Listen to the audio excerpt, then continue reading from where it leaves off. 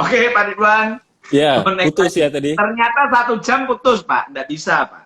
Oh, 1 jam putus ya. Sama Jadi seperti satu Zoom jam 40 dia menit ya. harus diputus dulu. Itu Pak Ridwan. Kira-kira Pak, seperti itu Pak Ridwan. Oke oke, baik baik baik Pak Budi. Oke, jadi kita kan kalau di Winners kan kita sudah ada banyak support ya dalam periode work from home ini. Ya, sepertinya kita tahu bahwa setiap minggu itu pasti ada BOP ya di Facebook Live di grup khusus yang kami sudah buat. Dan juga kita juga ada ya Zoom training ya. Jadi selain daripada untuk mitra-mitra kita plug in atau masuk ke presentasi-presentasi dan juga training-training ini, selain itu apa yang dilakukan oleh Pak Budi dengan tim Pak Budi dalam periode work from home ini? Apakah Pak Budi juga ada bikin Zoom sendiri, bikin training sendiri gitu? Ada Pak Ridwan. Cuman Ya. memang saya sih dari dulu pakai konsep ini ya Pak.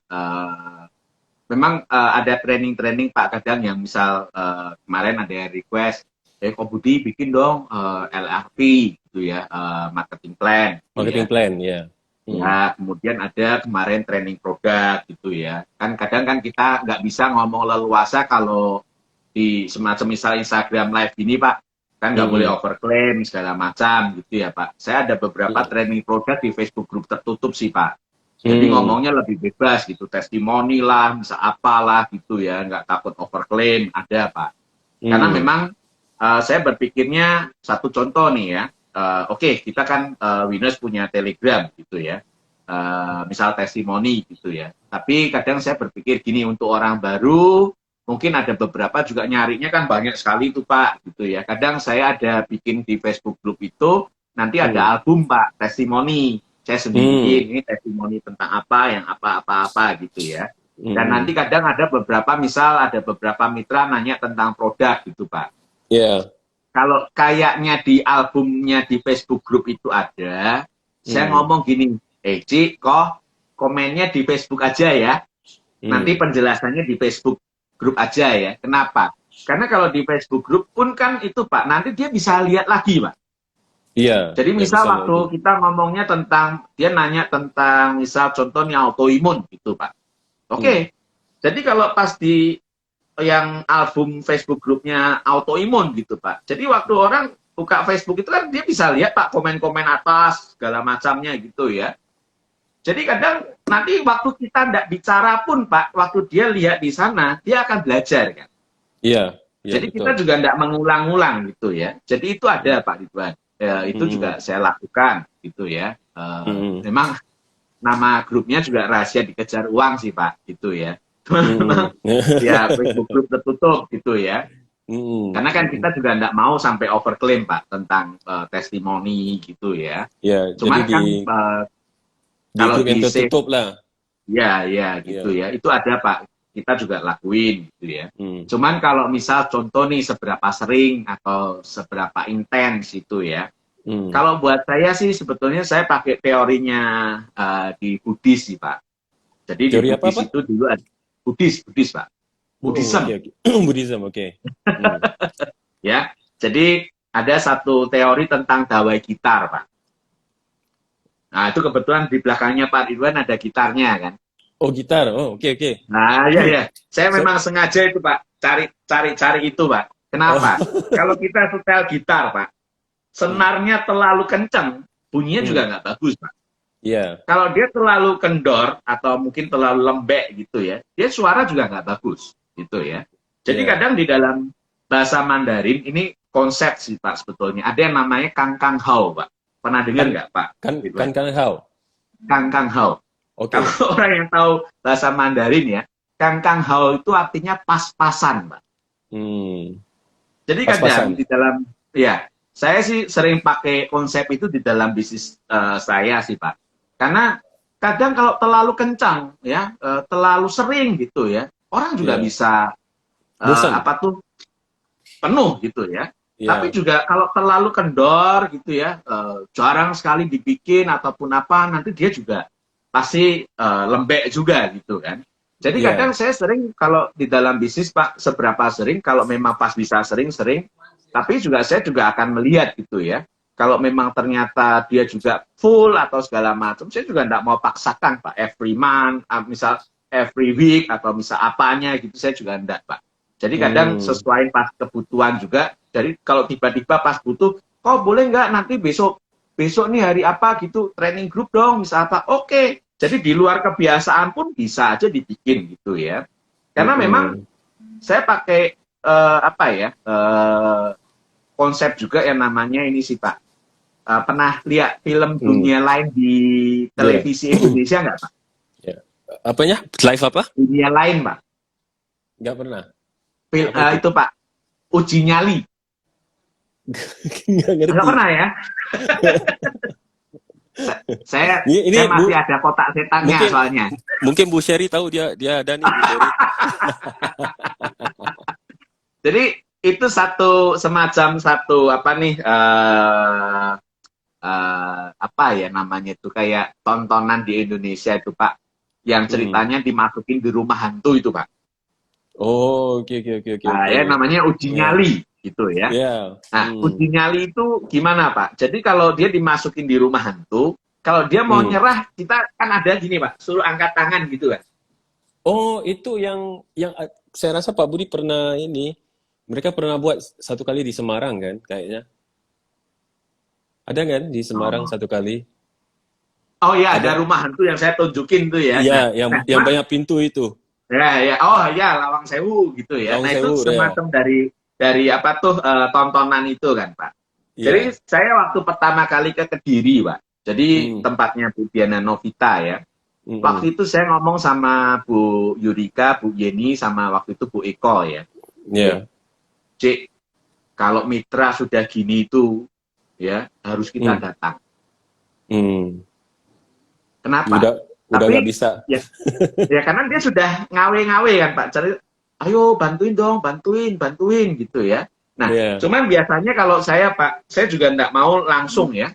Karena saya pakai cara mungkin saya nyadur ini dari Pak Ramos gitu ya.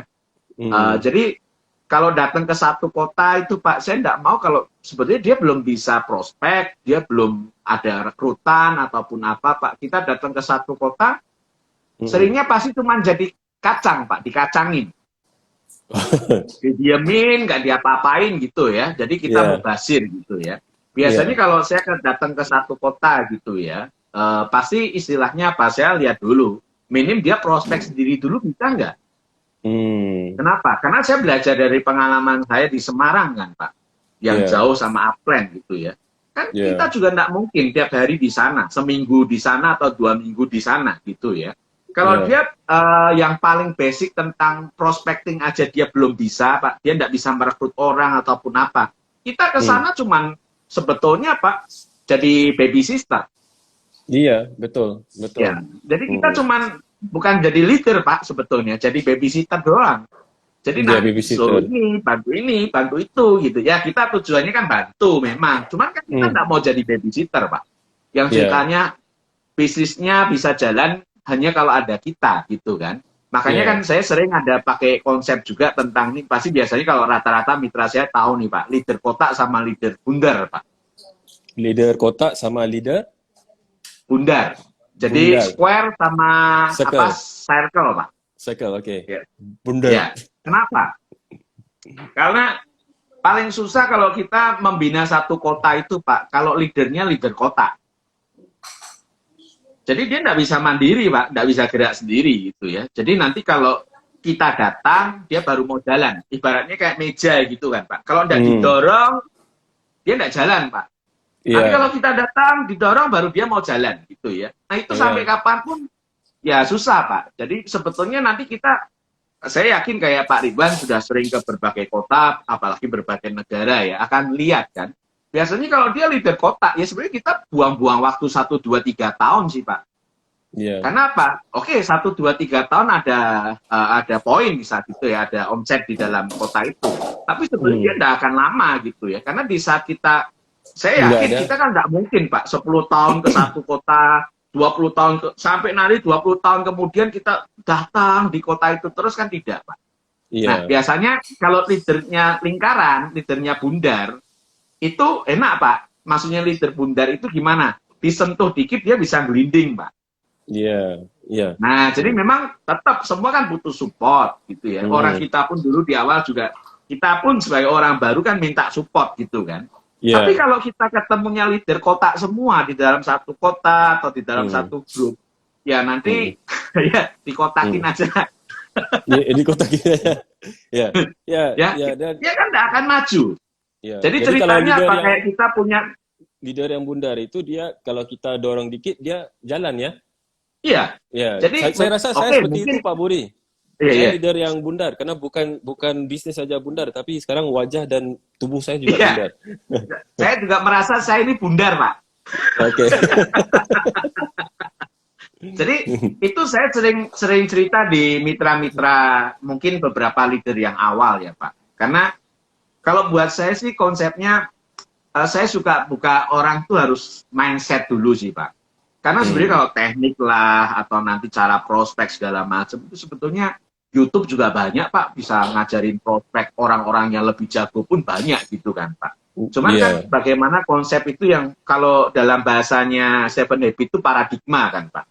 Iya, Ya kan? setuju. Jadi kalau habits yang pertama proaktif, dia tidak punya, Pak. Sebetulnya kita juga susah ngembangin satu bisnis dimanapun ya, gitu loh. Karena misal kita datang di satu kota, leadernya tidak proaktif gitu ya, ya itu kota tidak akan jadi.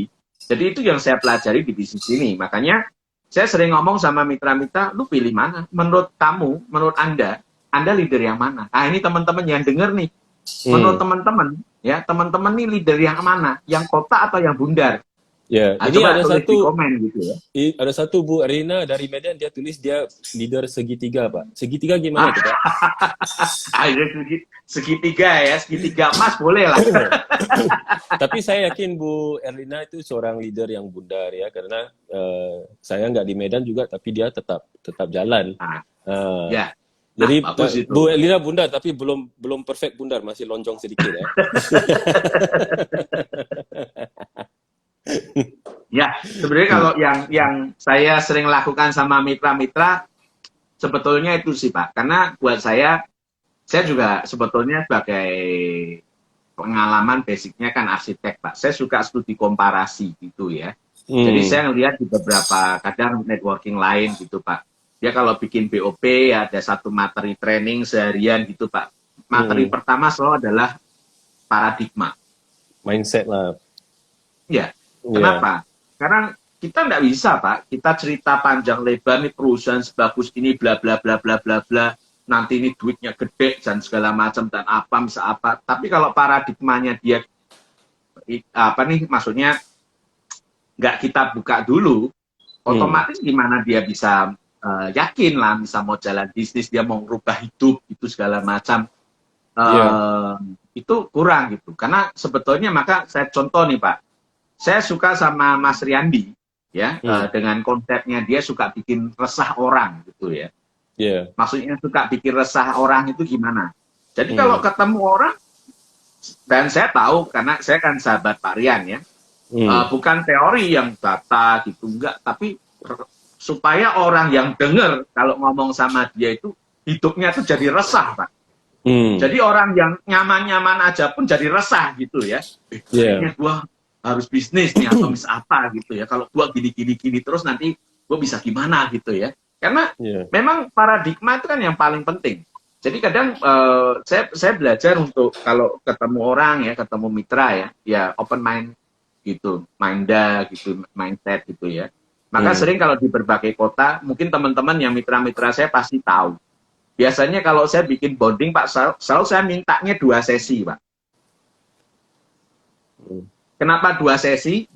1 sesi pertama open, boleh semua mitra baru, mitra lama. Karena apa? Kalau bonding ada mitra baru itu kan sebenarnya bondingin orang baru Pak. Mitra lamanya itu kan cuma ngantuk dengerin kita ngomong kan Pak. Kan gitu ya. Betul. Nah, setuju. tapi saya belajar bisnis apapun Pak, kalau jenderalnya sendiri juga nggak dikasih motivate gitu ya. Kita cuma memotivasi orang baru terus, open mind orang baru terus gitu ya. Sementara leader-leadernya sendiri nih, jenderal-jenderalnya sendiri loyo, kan nggak bisa Pak. Makanya kalau setiap saya bonding, di mana teman-teman pasti yang di kemitraan pasti boleh ngomong ya, Hmm. saya selalu pasti minta 2 sesi, Pak. Sesi sama mitra baru, sama sesi sama leader doang. Mitra baru nggak boleh, gitu Pak. Kenapa? Karena kalau nanti mitra baru dengar yang bonding leader, kan rata-rata membahasnya juga lebih banyak. Ini ya, kadang ada problem juga, segala macam gitu kan Pak. Itu kita Ya, nggak mau setuju. orang baru dengar. Jadi intinya, kadang paradigma sih Pak. Kalau buat saya ya, open mindset itu penting gitu. Karena banyak juga dari beberapa leader, dia sudah join bisnis ini bertahun-tahun, sebenarnya mindsetnya pun belum Belum terbuka leader. gitu ya. Ya. Karena dia hanya berpikir bisnis ini kan, ya mau kaya gitu. Ya cuman maksudnya mau kaya sih, mau kaya. Mau kayanya itu mau apa? Mau dibuat apa? Mau bantu orang apa-apa, itu kan perlu mindset gitu ya. Bukan Ya. cuman mau punya mobil mewah, rumah gede, pesawat terbang gitu kan, bukan. Karena apa? Kalau mau jalan-jalan gitu ya, liburan luar negeri, sebetulnya kan bukan. Oke, rewardnya untuk goal setting kan betul gitu. Tapi kalau kita tidak paham di bisnis ini bahwa yang dilakukan itu apa untuk hal-hal itu gitu ya. Rata-rata akhirnya apa? Banyak orang impiannya gede, pengen nanti ini itu, jalanin setahun, 2 tahun, 3 tahun tidak tercapai Pak. Setelah itu dia tidak jalan lagi. Kalau dia Ya. tidak paham, sebetulnya sekarang contoh nih mau jadi platinum gitu ya. Emang sudah tahu belum yang harus dilakukan jadi platinum itu apa? Nah sekarang ada ndak platinum disuruh presentasi misal gitu ya? Jangan saya dong, bulan depan aja. Kan nggak bisa Ya. kan Pak? Nah Ya. jadi sebetulnya mindset itu kan yang harus dari awal gitu ya. Karena kalau dia dari awal tidak punya kecintaan sama apa yang harus dilakukan di bisnis ini, Pak, ya dia nggak akan bisa. Kan nggak ada, Pak, yang namanya petani takut matahari, Pak. Waduh, hari ini terik nih, nanti kulit saya gosong gitu ya. Nggak bisa, Pak. Ya, nggak bisa. Aduh, saya mabuk laut nih, nelayan kok mabuk laut gitu ya. Nah, bisnis ini kan kita banyak ngomongnya, Pak. Kalau presentasi nggak mau ya, untuk prospecting dia nggak bisa. Apa yang dia mau capai dengan jalan-jalan luar negeri, rumah mewah, mobil, kan nggak bisa, Pak. Ya, betul, betul, Pak Budi. Gitu. Lagi-lagi sekarang sebenarnya, sekarang ini lebih gampang ya Pak Budi, karena kita nggak perlu ketemu orang. Karena kita kalau lakukan presentasi atau prospecting ataupun kita sharing tentang produk, tentang bisnis, kan lebih gampang sekarang dari Zoom, dari WA, dari Instagram, karena kita nggak ketemu secara live orang itu. Ya, sekarang lebih gampang. Dan memang kalau ini juga dia nggak berani untuk lakukan, saya rasa sangat sulit untuk orang ini sukses. Ya. Ya. Ya. Ya memang saya pas kebetulan ingat juga nih Pak Ridwan. Jadi ada mitra saya mau prospek di luar kota gitu ya. Jadi waktu itu dia ngomong gini, Pak bisa bantu prospek ya? Ya bisa dong, manfaatin teknologi aja kok gitu ya. Maksudnya gimana manfaatin teknologi? Misal kok ke sana, ya kan, janjian sama saya. Kok Budi nanti sekitar jam 9 pagi ya, itu saya calling ya. Saya waktu itu di rumahnya teman saya ini saya prospek, nanti tolong dibantu cerita gitu ya. Oke, saya siap jam 9 pagi. Kita live-nya kayak gini duo nih Pak, pakai WA aja kan bisa Pak? Ya bisa, ya. Bisa kan? Nah, memang sih sebagian orang ngomong gini Pak, tapi kan beda Pak Budi, ketemu langsung sama seperti ini itu kan beda. Ya memang ada bedanya Bapak sekalian. Tapi menurut saya work from home atau pandemi ini ngajarin kita sesuatu Pak. Yang namanya kultur atau budaya itu terkadang karena sesuatu itu bisa ada perubahan sosial gitu ya, atau social culture gitu ya. Kenapa? Kita nggak usah jauh-jauh Pak Ridwan. Zaman dulu Pak kita mau SMS ya, itu kalau misal sama bos atau apa gitu kan, takut nggak sopan gitu. Masa mau ngomong SMS gitu ya, bener nggak? Tapi sekarang semua orang by WA ya, janjian by WA. Masuk dulu mau janjian tuh Pak, zamannya BlackBerry tuh Pak, pertama kali SMS yang bisa seperti WhatsApp kan. Janjian tuh telepon, jangan by BBM gitu ya. Padahal sekarang kita lihat Pak, social culture-nya udah beda kan. Orang beberapa cuman by WhatsApp, oke janjian, oke ya, oke. It's okay gitu kan. Zaman dulu kita mau SMS orang lewat jam 9 malam, Pak. Rikuh, Pak. Gak sopan. Sungkan, gitu ya. Sekarang Padahal anytime sekarang aja kan ya. anytime, gitu, Pak. Ya kan? Jadi sebetulnya kan ini cuma masalah pergeseran sosial, yang nanti pada akhirnya orang kita omong dulu, nggak mau pakai live, gitu ya. Nggak mau pakai Facebook, nggak mau pakai Instagram. Nah, coba kalau sekarang work from home ini Anda nggak pakai itu sama sekali, mana mungkin work from home? Karena kan kita cuma di rumah rebahan, nggak lakuin apa-apa kan. Akhirnya orang mau nggak mau kan melakukan ini dan lama-lama jadi umum kan, Pak. Sosial culture-nya udah beda, Pak. Jadi akhirnya apa, waktu presentasi ke orang atau prospek ke orang, boleh nggak sesekali bertiga gini teknik ABC, Pak? Boleh aja, Pak. Saya udah lakukan kan. Oke, nanti telepon di jam ini ya.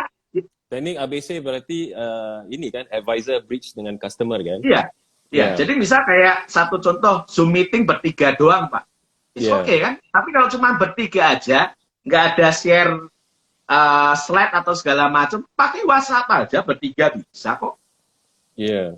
Nah, Bisa, cuman kan memang belum semua orang bisa nerima itu sebelum 2 bulan lalu, Pak.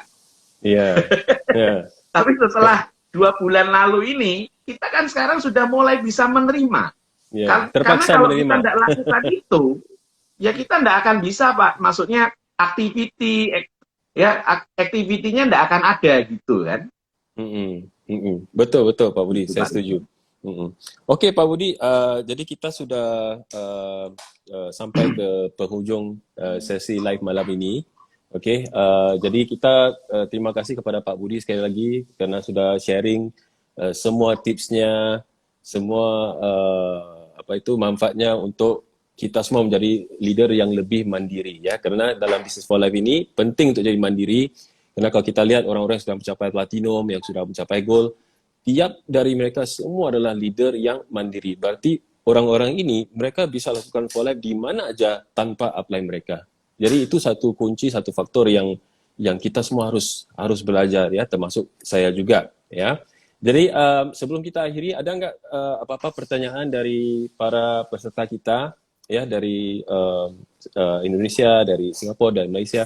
Kalau ada pertanyaan mungkin Anda bisa ketik di sini ya. Saya ngerti ada lagging ya, dalam 30 detik gitu kan, ada laggingnya biasanya. Tapi kita akan tunggu, seandainya kalau ada peserta yang mau tanya apa-apa dengan Pak Budi ya, atau mau tanya sama saya juga boleh, no problem. Oke. Kita tunggu. Sambil itu kita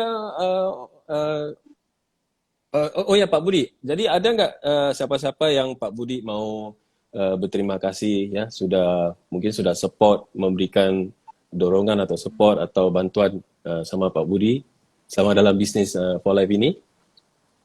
Oke, jadi kalau itu Pak sebetulnya banyak ya, karena terus terang kayak kemarin waktu training sama Bu Ratu ya, saya ngomong bahwa sebetulnya di bisnis ini kan kita nggak bisa kita mengakui semua itu karena kita sendiri, Pak.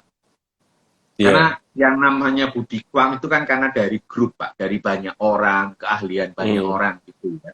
Kita nggak bisa ngomong bahwa kesuksesan kita saat ini di dalam bisnis networking itu cuma karena kitanya gitu ya.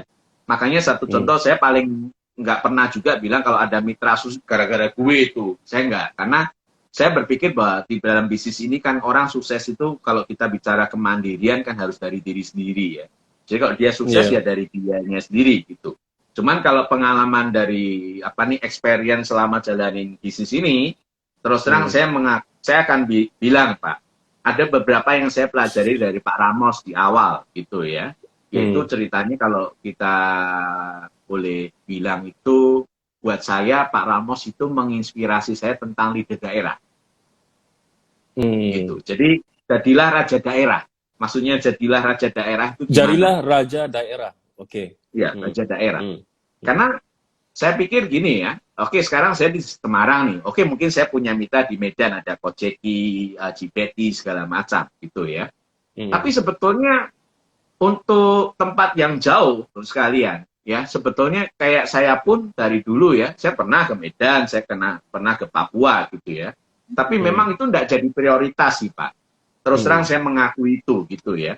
Karena jarak yang jauh gitu ya. Kenapa? Nah, kok sibuk-sibuk amat, di Jawa Tengah aja orangnya banyak, kotanya banyak, gitu ya. Jadi sebetulnya kalau kita bilang Pak Ramos waktu itu ngajarin kita ya, saya nggak ngerti kita atau saya gitu ya.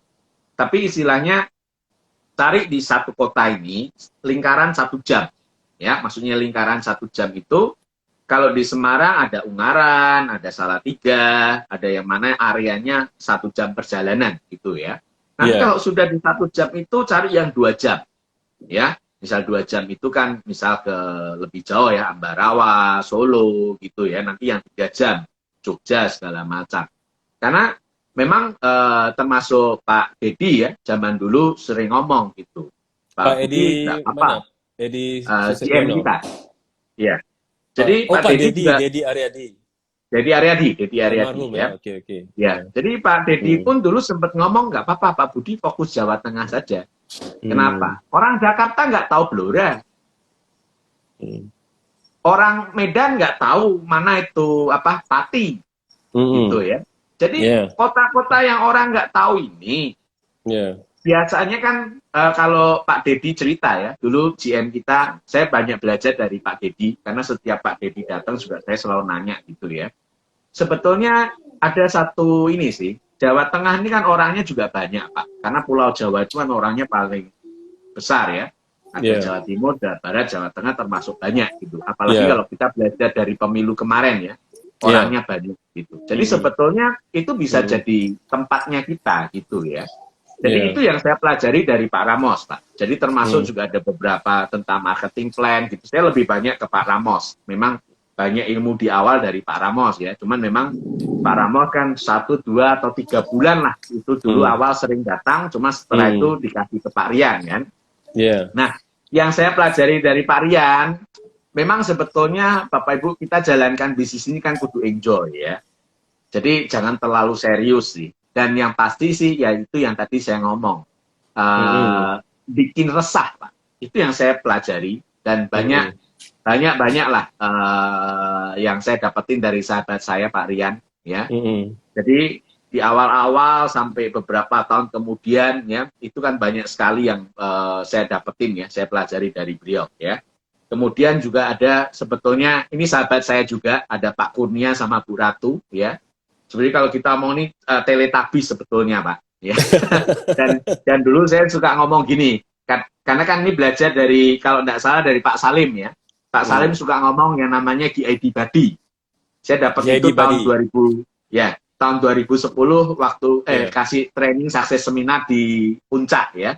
Dia bilang Pak Sadik itu GID badinya kan. Kenapa? Kalau kita mau jadi platinum, jadi dulu dia masih ID, Pak Salim, dia mau jadi gold, dia harus cari GID badi, yaitu Pak Sadik waktu itu kan. Jadi Pak Sadik naik platinum, dia jadi GID. Karena apa? Kita deket sama GID gitu ya.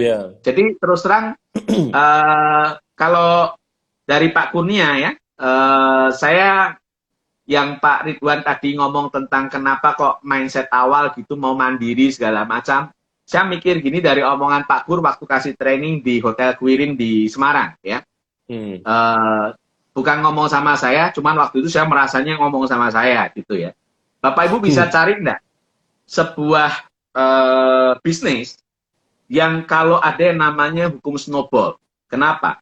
Saya kerja hampir 7 tahun waktu itu di arsitektur, Pak. Naik 5%, 10% nggak bisa ngomong, Pak. Rata-rata sama gitu ya. Mungkin pas naik ada turun, rata-rata sama gitu ya. Tapi Bapak Ibu bisa cari nggak yang di dalam hukum leveraging itu? Kalau sudah dapat 5 juta, nanti 5 juta jadi 10 juta, 10 jadi 20, 20 jadi 40, 40 jadi 80 gitu ya. Nah, waktu itu saya mikir, Pak. Ini terus terang, ini mohon maaf kalau ada aplen-aplen yang denger ya.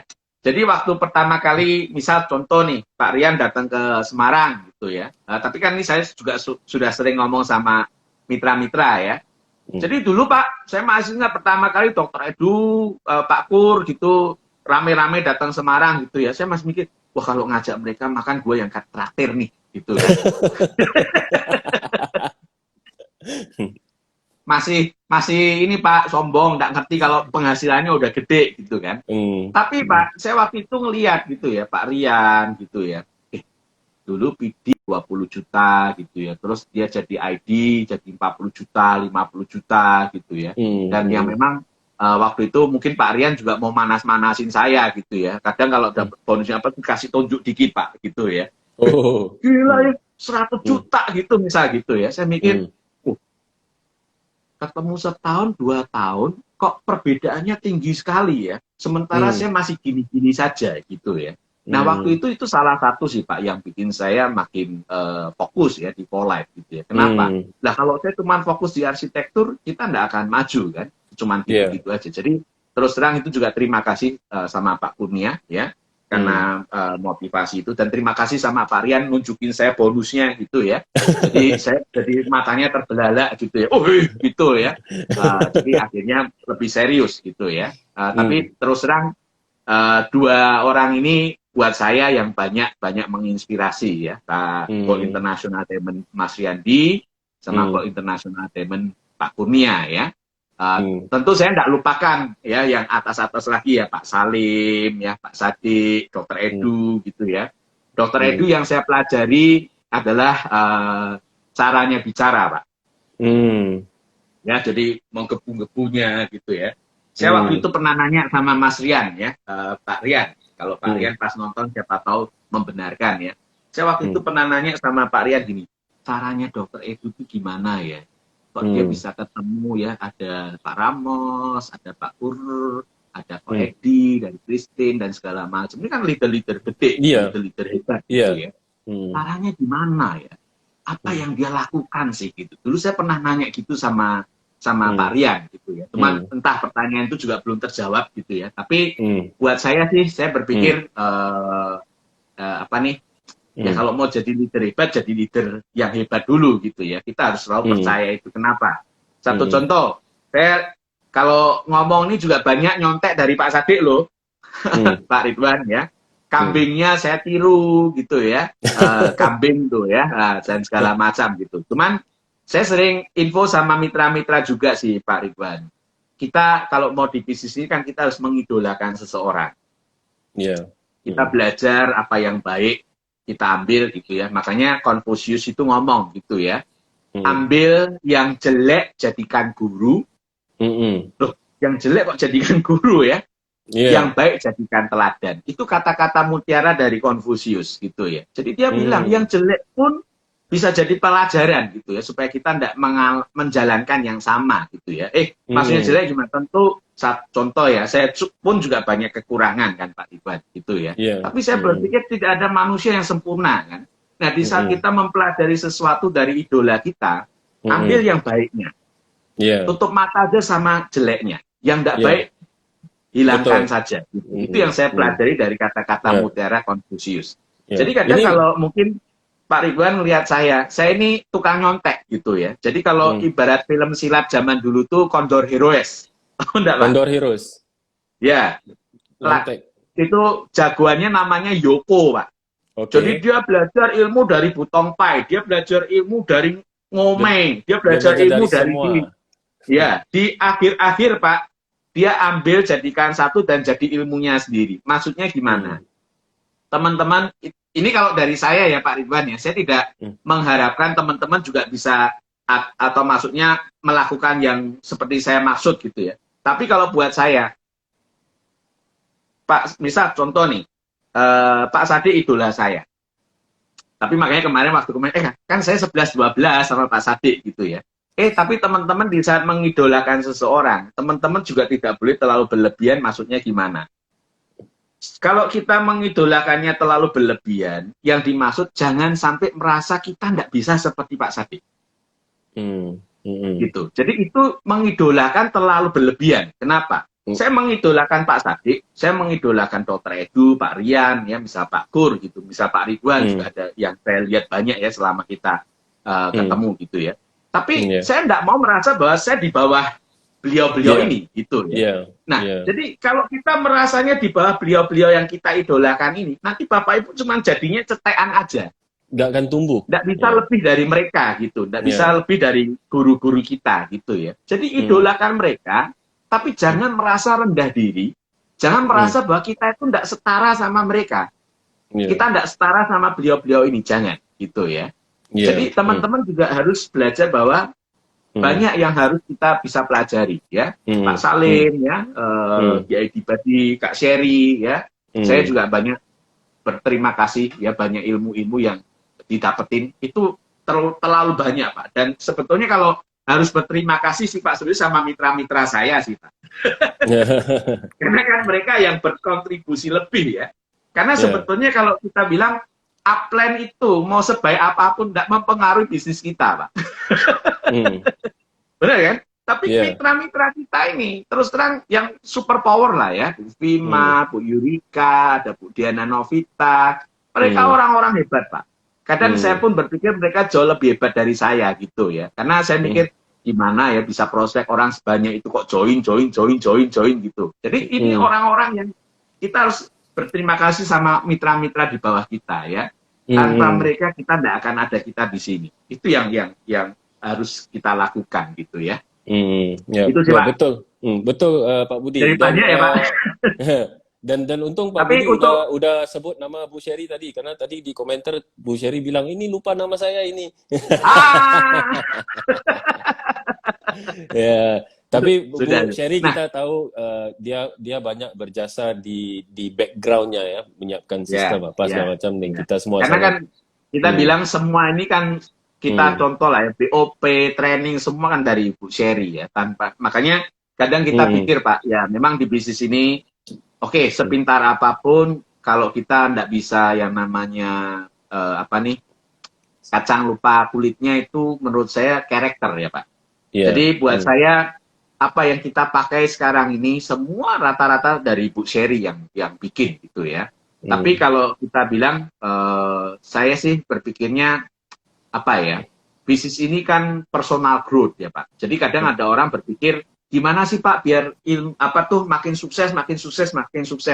Zaman dulu leader-leader itu banyak yang cerita, dan termasuk saya waktu di organisasi rohani pun juga bilang Pak.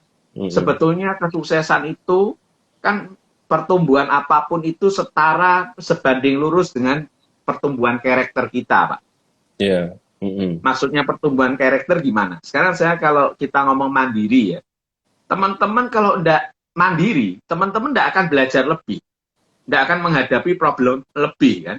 Justru dari kemandirian itu teman-teman belajar hal-hal yang ini kita hadapin sendiri, hal-hal yang ini kita hadapin, kita dapat pengalaman gitu ya. Oh kalau ketemu yang seperti ini gimana? Misal contoh ya, grup banyak orang tidak mungkin dong tidak ada pertikaian sama sekali. Saya belajar juga dari sana, benar nggak?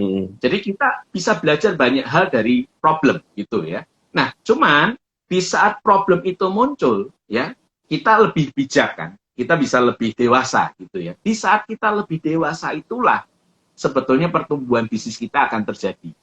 Makanya kadang kalau kita lihat jangan takut sama problem. Ketemu orang tidak mungkin tidak ada problem sama sekali, gitu ya. Kalau kelihatannya di depan gitu budi kuang gitu ya, tapi enggak.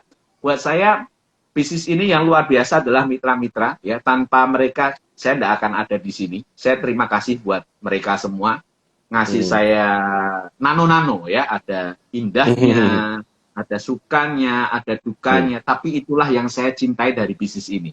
Karena di bisnis ini kita berinteraksi sama banyak orang. Nah kalau Anda tidak suka berinteraksi sama banyak orang, saya nggak tahu Anda mungkin nggak akan tahan di bisnis ini gitu. Oke, ya, nah jadi itu yang dari saya Pak Ridwan.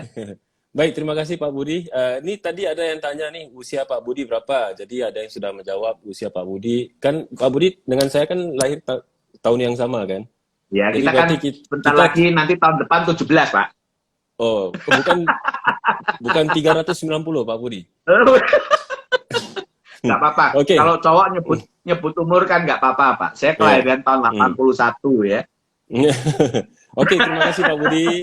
Jadi sebelum kita akhiri sesi pada malam ini, saya mau umumkan announcement ya, bahwa pada hari Senin nanti kita akan ada training yang sangat spektakuler dan sangat-sangat luar biasa, yaitu training bagaimana untuk menjalankan bisnis Anda dari sosmed ya, itu dari WA atau dari Instagram. Training yang sangat super dan sangat bagi saya sangat berguna dalam periode work from home ini. Dan training ini akan dilakukan oleh Gold International Diamond kita, yaitu Bu Ratu Kotrunada ya, dari Jakarta. Ya, jadi nantikan training 47.000. 47.000. Okey, jadi Bu Ratu akan mengadakan training ini pada hari Senin jam 20.30 malam di Zoom ya. Jadi kepada anda semua, anda nantikan, nanti kita akan siapkan posternya dengan meeting ID-nya dan juga passwordnya. Okey. Baik, jadi Bapak Ibu semua, terima kasih sudah tune in ke sesi live kita pada malam ini. Ya, jadi kalau seandainya dalam sesi ini kalau ada kata-kata yang kurang menyenangkan, yang kurang aman gitu, mohon maaf, tapi itu memang semua sengaja, ya. Okey, baik. Jadi terima kasih juga pada narasumber kita, Pak Budi Kuang. Ya, Pak Budi, kita Oke, terima kasih Pak Ridwan. doakan semoga Pak Budi terus sukses ya, dan stay safe ya, stay healthy di periode musim wabah ini.